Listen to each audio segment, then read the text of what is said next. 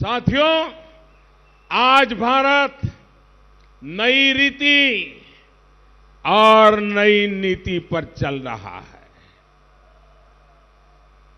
उरी हमले के बाद भारत ने सर्जिकल स्ट्राइक करके आतंक के आकाओं को पहली बार उस भाषा में समझाया जो भाषा वो समझते हैं। आप मुझे बताइए, मैंने सही किया कि नहीं किया? ये काम मुझे करना चाहिए कि नहीं करना चाहिए? क्या सरकारें सोती रहे वो आपको मंजूर है? चौकीदार सो जाए आपको मंजूर होगा? आपको जागने वाला चौकीदार चाहिए कि नहीं चाहिए? देश को जिताने वाला चौकीदार चाहिए कि नहीं चाहिए? भाइयों बहनों, उरी के बाद सबूत मांग रहे थे, सबूत।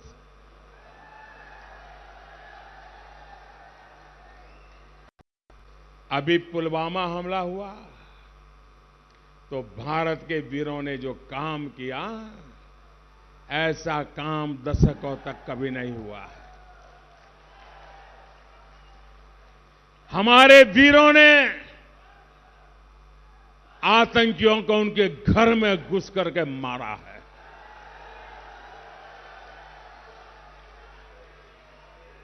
आतंकियों को, उनके सरपरस्तों को भारत से इस तरह के जवाब की उम्मीद नहीं थी। वे सोच रहे थे कि मोदी ने पहली बार सर्जिकल स्ट्राइक की तो दूसरी बार भी ऐसा ही कुछ करेंगे, और इसलिए उन्होंने किया, सीमा पर बड़ा तैनाती कर दी, टैंक ला करके पता नहीं क्या क्या रख दिया। उन्होंने यहां सारी सजावट कर दी, हम ऊपर से चले गए।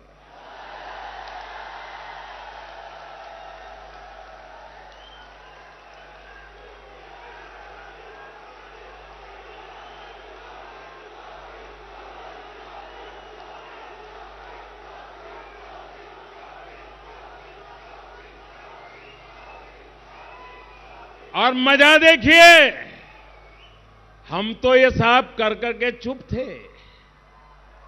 रात के 3:30 बज गए थे। देश को क्यों जगाना भाई? लेकिन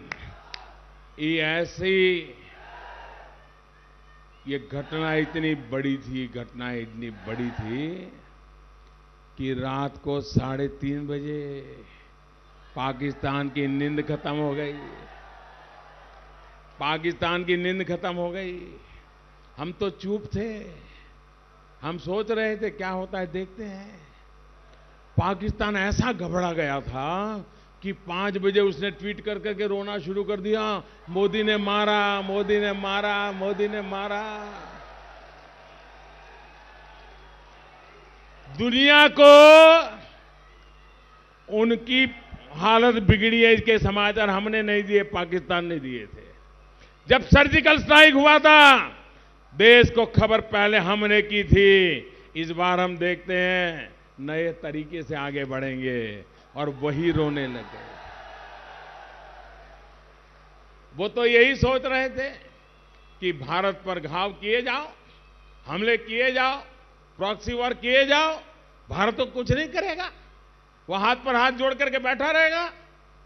देश के दुश्मनों में भारत के प्रति ये जो सोच बनी है, तो उसका मूल कारण 2014 के पहले जो सरकार थी रिमोट कंट्रोल वाली, उनका रवैया ऐसा था, इसके कारण इनको ये आदत हो गई थी।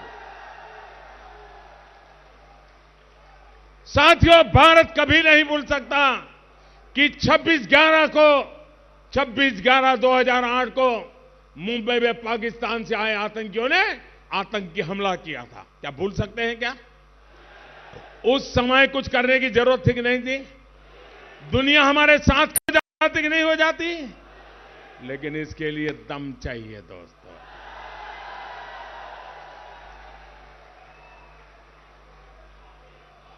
सारे सबूत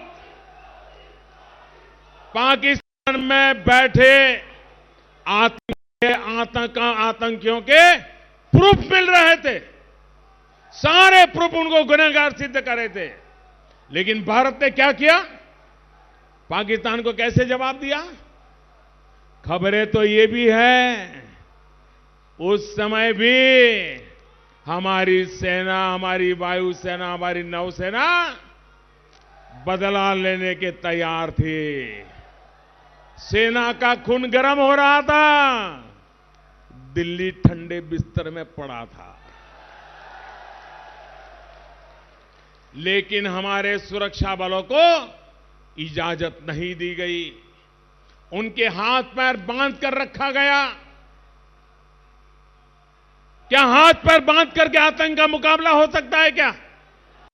सेना के जवानों के बेड़ियां पहन करके हम कहोगे मारो, ये चल सकता है क्या? क्या ऐसे देश की सुरक्षा होती है क्या? क्या देश के दुश्मन के साथ ऐसी नरमी बरत दिखनी चाहिए क्या? साथियों, यही वजह थी कि मुंबई हमले के बाद भी देश में लगातार आतंक के हमले होते रहे। याद करिए, साल 2010 में पुणे में एक बेकरी में बम धमाका हुआ। उसी साल वाराणसी में दशाश्वमेध में एक घाट पर बम धमाका हुआ। याद करिए, साल 2011 में मुंबई में फिर आतंकी हमला हुआ। ओपेरा हाउस, जावेरी बाजार, दादर में बम फटे। फिर उसी साल 2011 में दिल्ली हाईकोर्ट के सामने भी बम फटा। इसी तरह साल 2013 में हैदराबाद के भीड़ भाड़ बाजार में बम धमाका हुआ। एक के बाद एक बम धमाके हो रहे थे, सैकड़ों बेकसूर लोग मारे जा रहे थे, सैकड़ों घायल हो रहे थे। इन हमलों के तार भी हर बार सीमा पार जुड़े हुए थे। लेकिन पहले की सरकार ने क्या किया? उन लोगों ने अपनी नीति नहीं बदली, सिर्फ गृह मंत्री बदले। अब नीति बदलनी चाहिए कि गृह मंत्री बदलना चाहिए? साथियों, अगर पहले की सरकार में दमखम दिखाया होता तो आतंकियों को उसी भाषा में जवाब दिया होता जो भाषा वो समझते हैं। तो आज आतंक इतना बड़ा जो नासूर बन गया है वो नहीं बन पाता। सितंबर 2016 में सर्जिकल स्ट्राइक और इस साल फरवरी में एयर स्ट्राइक के बाद आतंक के आंकड़ों को समझ आ गया है कि ये पुराने वाला भारत नहीं है। भारत की कार्रवाई के बाद अब वो बुरी तरह बौखलाए हुए हैं। देश के सुरक्षा बल, हमारे वीर जवान अपना काम कर रहे हैं, लेकिन इस देश के नागरिक के तौर पर हमें भी सतर्क रहना, अपना दायित्व निभाना है। एक बात की और भी देश के नागरिकों को ध्यान देना होगा। आज हमारे देश के भीतर अपने आप को बड़े नेता मानने वाले लोग, सत्ता के सिंहासन पर भूतकाल में बैठे हुए लोग जो भाषा बोल रहे हैं, उस भाषा से दुश्मनों को ताकत मिल रही है, दुश्मनों को ताकत मिल रही है। ये लोग यहां विवादित बयान दे रहे हैं, सवाल भारत के वीरों के पराक्रम पर उठा रहे हैं और उनके निवेदन सुनकर के तालियां पाकिस्तान में बज रही है।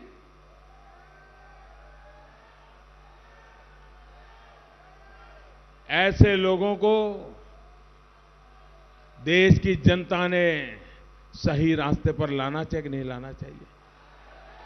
ये सही रास्ते पर लाने का काम आप करोगे कि नहीं करोगे? भाइयों और बहनों, ये कैसे लोग हैं? पाकिस्तान, आप देखिए, इनको पहचानिए। ये टुकड़े टुकड़े गैंग कैसी है, इनको पहचानिए। पाकिस्तान ने खुद ने कहा, सबसे पहले ट्वीट पाकिस्तान ने किया कि हिंदुस्तान की सेना ने हमारे गजुर में घुस करके मारा है। उन्होंने कहा, हमारे देश में ऐसे सरफरे लोग हैं, उन्होंने 7-8 बजते बजते क्या चालू किया पता नहीं। ये बालाकोट कहां है? ये हिंदुस्तान, ये आपने देखा होगा, ये टीवी पर था, यूट्यूब पर जाकर के देख लीजिए। उनके ऑनलाइन मैगजीनों में था। अभी तो 3-4 घंटे हुए थे, शुरू हो गए। ये पाकिस्तान कह रहा है मारा, पाकिस्तान बोल रहा है हमें मारा, मोदी आकर के मार के चला गया, वो बोल रहा है। और यहां लोगों की नींद हराम हो गई। वो क्या कर रहे थे? सुबह 7-8 बजे शुरू कर दिया। ये बालाकोट हिंदुस्तान में है कि पाकिस्तान में है? ये बालाकोट भारत की सीमा में है कि पाकिस्तान की सीमा में है? ये बालाकोट पाक ऑक्यूपाइड कश्मीर में है कि हमारे कश्मीर के बगल में है? ये बालाकोट अभी तो पूरी जांच नहीं की, पाकिस्तान रो रहा है और यहां उनकी मदद करने के लिए निकल पड़े, देश को गुमराह करने के लिए। हमारे ही देश का खाना खाने वाले चिल्ला चिल्ला करके कहने लग गए। और जब 3 घंटे के बाद पता चला, अरे बाप रे, ये मोदी तो वहां जाके आया, तब जाकर वे चुप हुए, वरना 4-5 घंटे तक यही चलाया कि बालाकोट यहां है कि वहां, यहां है कि वहां। अरे देश की सेना कहती है, पाकिस्तान खुद रो रहा है, तो किसी हिंदुस्तानी के मन में शक होना चाहिए क्या? जिसकी रगों में हिंदुस्तान का खून है, उसको शक होना चाहिए क्या? जो भारत के तिरंगे झंडे को प्यार करता है, उसको शक होना चाहिए क्या? जो भारत मां की जय बोलता है, उसको शक होना चाहिए क्या? ये शक करने वाले लोग कौन?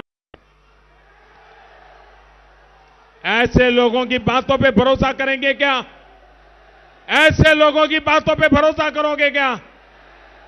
और इसलिए मैं कहता हूं भाइयों बहनों, 2014 से लेकर हम निरंतर नए भारत की मजबूत नींव तैयार करने का काम कर रहे हैं। हमने देश की आवश्यकताओं को पूरा करने, देश के लोगों तक मूलभूत सुविधाएं पहुंचाने के लिए काम किया है। अब आने वाले समय देश की आकांक्षाओं को पूरा करने का है। मैं कभी छोटे सपने देखता नहीं और छोटे काम करता नहीं।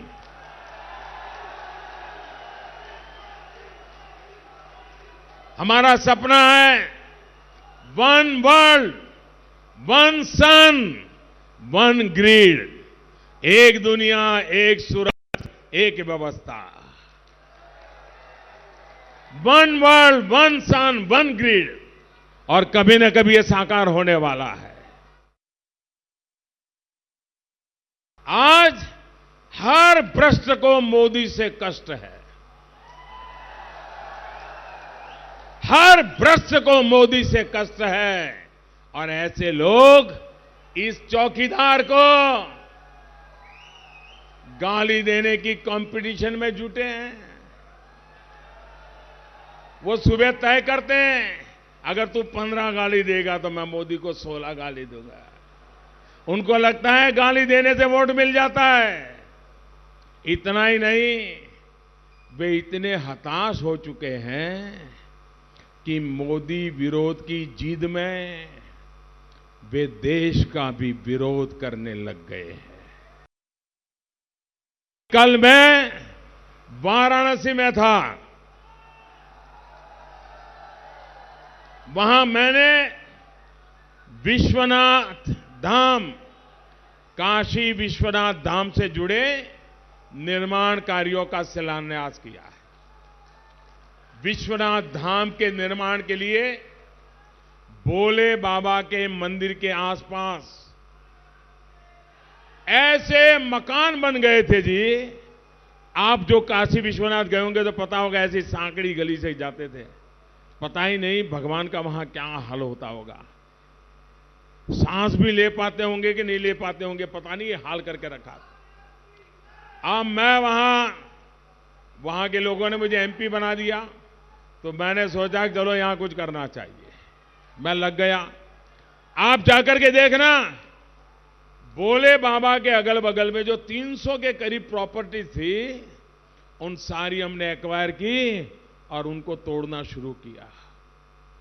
और जब तोड़ना शुरू किया तो मैं हैरान हो गया। जब मकान तोड़ रहा था तो अंदर से मंदिर निकलने लगे।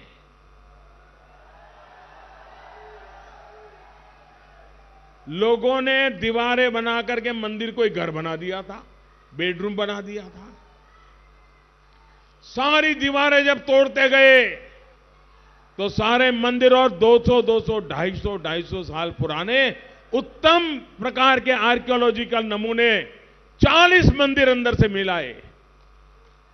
आप विचार कीजिए, मेरे आने के पहले ये जो सांस्कृतिक मंत्रालय जिन्होंने चलाया होगा, आर्कियोलॉजी डिपार्टमेंट जिन्होंने चलाया होगा, वो कितने सोए हुए रहे होंगे, इसका ये जीता जागता नमूना है।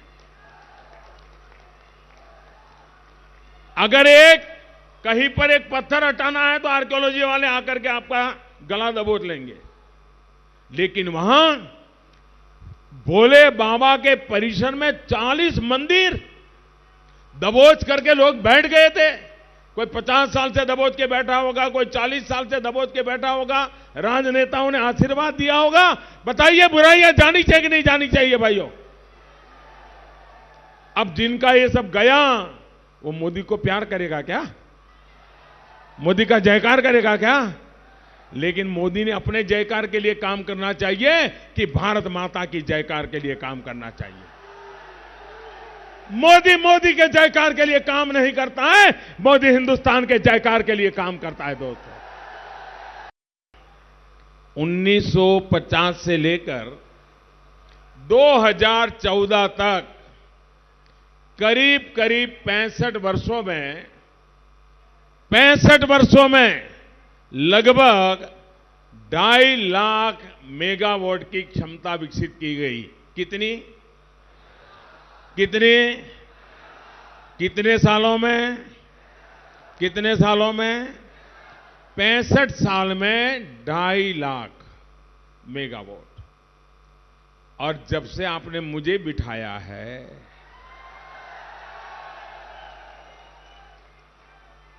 साथियों, आपको आश्चर्य होगा, कहां 65 साल और कहां 5 साल। दोस्तों, 65 साल में 2.5 लाख मेगावाट, और पिछले मेरे आने के बाद 5 साल में भी पूरे नहीं हुए हैं। 5 साल में हमारी सरकार ने 1 लाख मेगावाट से अधिक कैपेसिटी तैयार की है। 65 साल में 2.5 लाख, 5 साल में 1 लाख।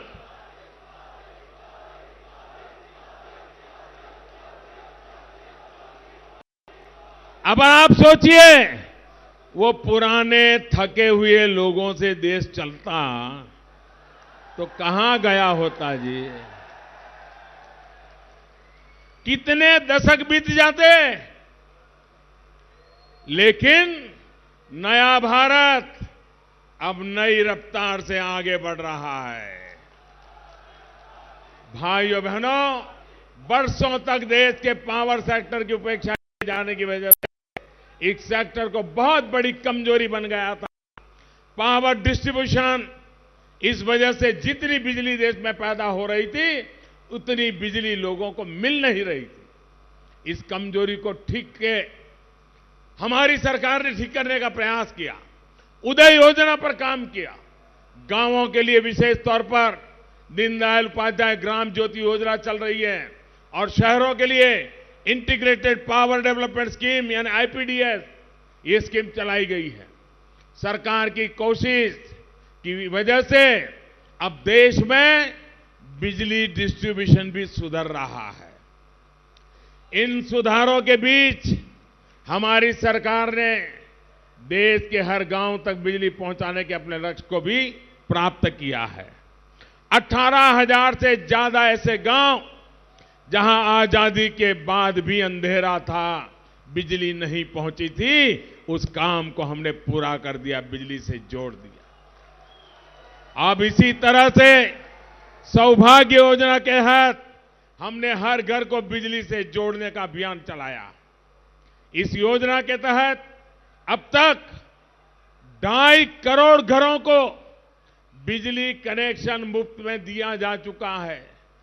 2.5 करोड़ परिवार आजादी के 70 साल भी अंधेरे में गुजारा कर रहे थे, उनके यहां उजाला पहुंचाने का काम हमारी सरकार ने किया है। वो भी कुछ दिन थे जब नोएडा, ग्रेटर नोएडा की पहचान सरकारी धन की लूट, अथॉरिटी और टेंडर में होने वाले नए नए खेल, जमीन आवंटन में होने वाले घोटालों की वजह से बनी। जब भी नोएडा की बात आती थी तो पहले ऐसी ही खबरें आया करती थी। ऐसा होता था कि नहीं? आपको बुरा तो नहीं लगा ना मैं कह रहा हूं? सच्चाई है कि नहीं है? अब आज नोएडा, ग्रेटर नोएडा की पहचान विकास और परियोजनाओं, रोजगार के नए अवसरों से है। मेरा देश, मेरा उत्तर प्रदेश वाकई बदल रहा है, आगे बढ़ रहा है। भाइयों और बहनों, नोएडा आज मेक इन इंडिया के बड़े हब के तौर पर विकसित हो रहा है। आज भारत दुनिया में मोबाइल फोन बनाने में दूसरे नंबर पर पहुंचा है। तो उसमें नोएडा की बहुत बड़ी भूमिका है। 2014 से पहले मोबाइल फोन बनाने वाली सिर्फ 2 फैक्ट्रियां देश में थी और आज करीब करीब 125 फैक्ट्रियां मोबाइल फोन बना रही। कहां 2 और कहां 125। इसमें से बड़ी संख्या में फैक्ट्रियां हमारे इस नोएडा में है।